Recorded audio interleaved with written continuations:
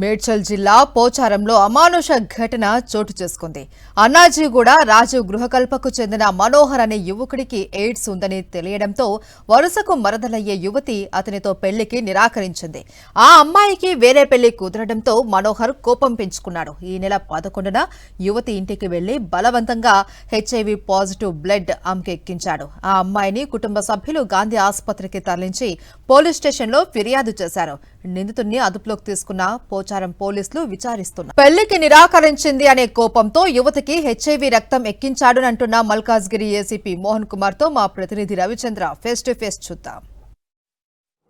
మల్కాజ్గిరి జిల్లాలోని Pocharam IT corridor police station పరిధిలో దారుణం చోటు చేసుకుంది. మనోహర్ అనే ఒక యువకుడు ఒక మహిళకు ఏకంగా హెచ్ఐవి ఉన్నటువంటి ఒక రక్తాన్ని ఎక్కించేసి ఇలాంటి దారుణానికి ఒడిగట్టారు. ఇదే అంశానికి మాట్లాడుతున్నందుకు మన దగ్గర ఏసీపీ మోహన్ కుమార్ సార్ ఉన్నారు. వాళ్ళని తీసుకుందాం. సార్, ఎట్లా మీ దృష్టికి ఎలా వచ్చింది చెప్పండి.